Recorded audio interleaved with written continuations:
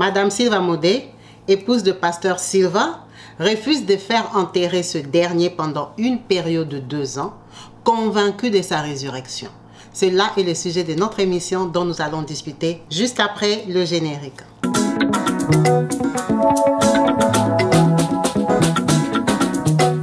Partout dans le monde, sans exception, abonnez-vous sur la chaîne YouTube Kabibi Show TV. L'information en temps réel, temps réel. Bonjour et bienvenue sur ma chaîne YouTube Kabibi Loba. Avec moi-même Maman Kabibi, comme vous savez, ici nous sommes là pour parler des sujets qui sont sur la toile de la diversité. Aujourd'hui, nous allons parler d'un sujet assez fort, du pasteur Silva Modé. Le pasteur Silva est un pasteur sud-africain. Comme vous savez, en Afrique du Sud, il y a plusieurs ressortissants des différents pays qui ont fait ce peuple sud-africain. Donc, il est sud-africain, mais d'origine indienne. Ce pasteur-là avait une très grande église qui s'appelle Miracle Center. Cette église-là était située au nord de Johannesburg, dans la ville de Fort Worth. Ce pasteur tenait son église avec beaucoup de conviction. C'est le genre de pasteur qui prêchait le miracle. Il était convaincu de tous les miracles que lui-même il pratiquait. Le pasteur guérissait les malades. Le pasteur, soi-disant, il avait même déjà ressuscité un mort. Le fils d'une dame qui était dans le coma après l'accouchement, donc son bébé était déclaré mort. Et lui, il a prié, ce bébé-là est revenu à la vie. Ça, c'était d'après lui. Vous comprenez bien que quand quelqu'un est dans le coma, ça veut dire que la prière s'est faite aussi à huis clos. Donc, le pasteur était convaincu de cette résurrection-là. Le pasteur est même allé jusqu'à faire maigrir une femme obèse en public. Donc, à l'église, ils ont estimé que la dame pesait 180 kilos. Et après la prière, la dame avait perdu presque 40 kilos. Ça, c'est d'après lui. Donc, c'est cette dame qu'on vous met là en vidéo en train de crier la gloire de Dieu qui a agi à travers le pasteur Silva qui lui a fait perdre du poids. C'est un pasteur qui a pratiqué plusieurs guérisons sur les personnes, comme vous pouvez bien l'entendre, convaincu de cette foi-là. Il a prêché à son église que toute personne chrétienne croyante ayant la foi ne peut pas décéder d'une maladie. La maladie ne fait pas partie des enfants du Christ. Un chrétien ne peut pas porter la maladie jusqu'en décéder. C'est juste impossible. Ça a évolué comme ça dans cette église-là, tout le monde y croyait, jusqu'au jour où le pasteur lui-même est tombé malade. Quand il est tombé malade, ils ne l'ont pas annoncé officiellement à tout le monde qu'il était très malade. Et sa maladie, malheureusement, l'a conduit à la mort. Le pasteur a perdu la vue le 19 mars 2021. On ne sait pas si c'est la période Covid. S'il est mort de Covid, ce n'est pas précisé, en sachant que en mars 2021, l'Afrique du Sud était envahie par le virus coronavirus qui a emporté plusieurs personnes. Il n'y a pas de précision de ce côté-là, on a juste dit qu'il était malade.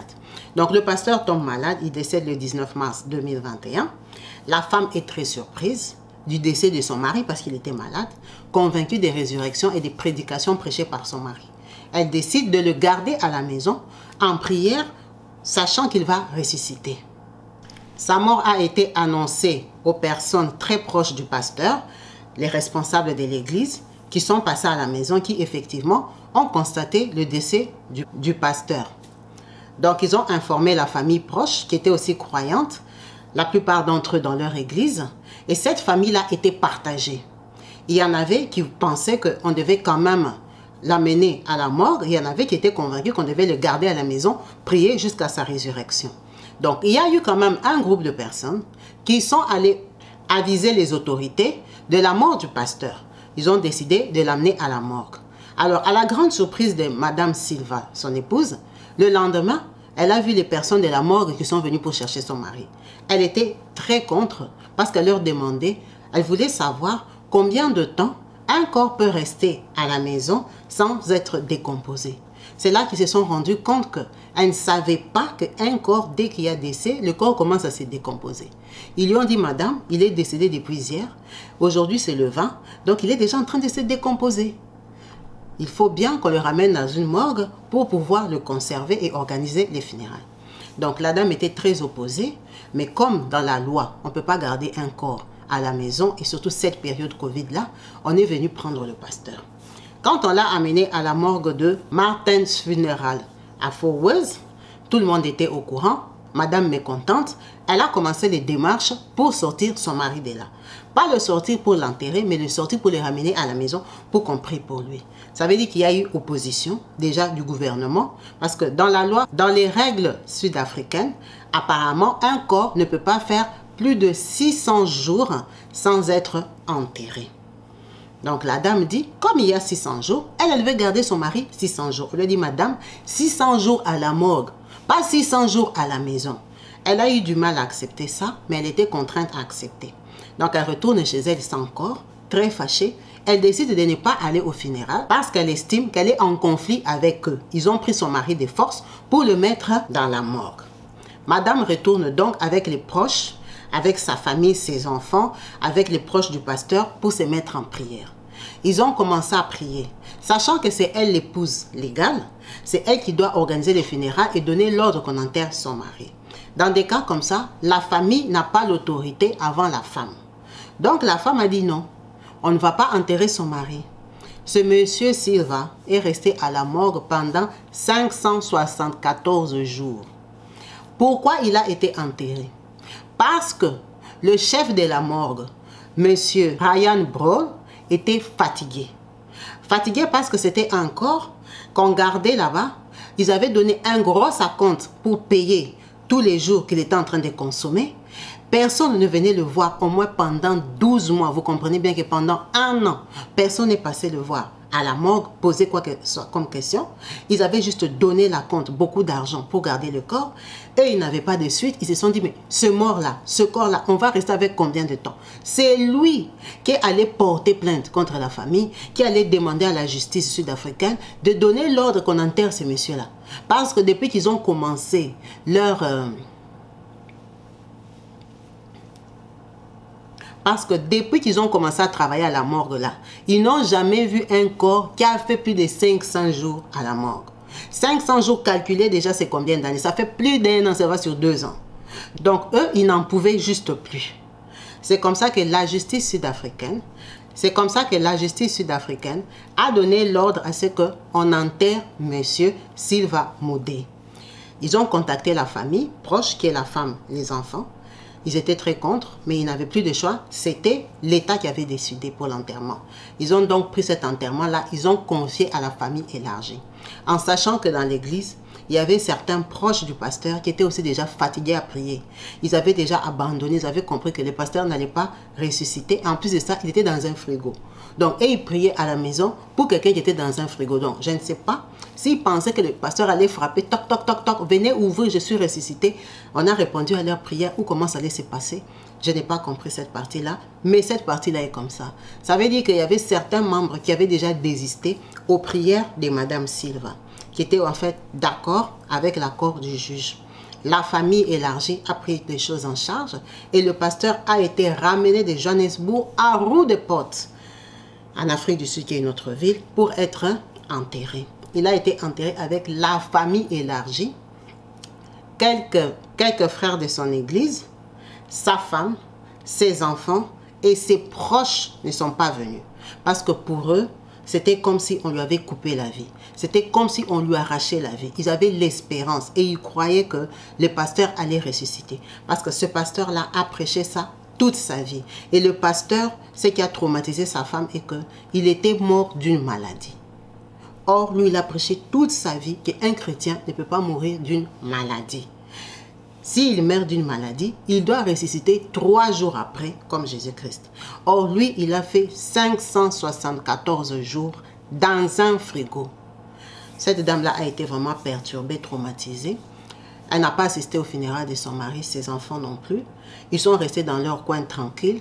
Ils ont arrêté les prières parce qu'ils ont compris qu'il est enterré. Il ne peut pas sortir du sol. C'est plus difficile de sortir d'une tombe que de sortir d'un frigo. Donc, ils ont abandonné. Ils sont vraiment déçus de la mort de leur papa et époux. Et c'est Silva Modé, qui est restée veuve aujourd'hui et qui continue à diriger l'église de son mari avec son fils. Elle est présente sur les réseaux sociaux de son mari. Elle n'a fermé aucun compte Twitter, aucun Facebook. Tout ce que son mari avait comme réseaux sociaux sont restés actifs parce que c'est une façon de le faire vivre à laquelle ils se sont résolus. En tout cas, C'est une très grande foi que cette dame a exercée. Elle a vraiment cru à son mari jusqu'au bout. Elle a cru en ce qu'il faisait. Elle était convaincue que son mari qui est décédé à l'âge de 53 ans, a pu perdre la vie et être enterré.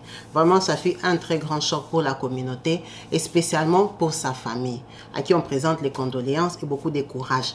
C'est l'histoire que j'ai bien voulu partager avec vous sur ma chaîne YouTube Kabibi Loba. En attendant vos commentaires et ce que vous pensez de la foi de cette épouse, mère et ses enfants qui ont exercé sur la mort de leur papa. Merci à vous tous d'avoir suivi cette vidéo jusqu'à la fin. Restez bénis. Peace and love chez vous. Bye.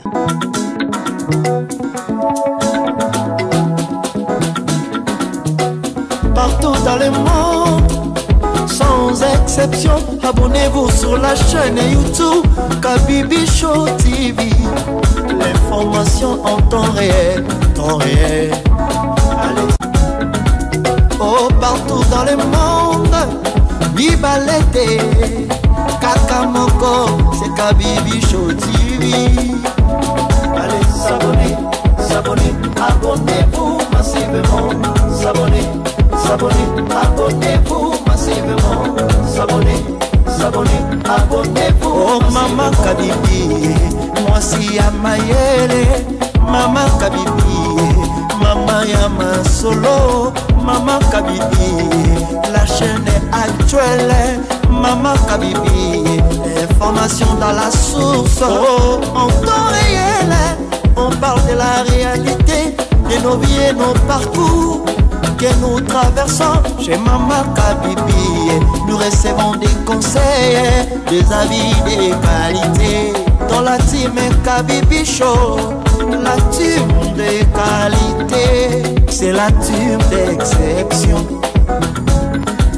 Oh, Maman Kabibi, Maman africaine, Maman Kabibi, Bendele Amboka, chez Maman Kabibi, moi si Kitoko, Maman Kabibi, la sagesse, la différence, elle nous parle des histoires réelles, l'histoire vécue, remplie des émotions, avec éloquence classe, la maman de la francophonie. Maman Kabibi, Kabibi Show TV, Maman Kabibi, Maman ya Bana, Maman Kabibi, Maman ya Boboto, Maman Kabibi, Kabibi Show, Kabibi wetwe, la team Kabibi Show TV, Benele Amboka, Topesi Olongonia, Kabibi Show.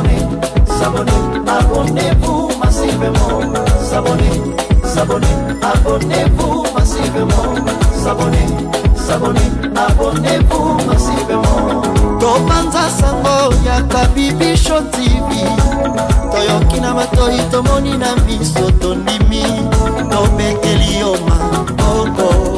La team Kabibi Show.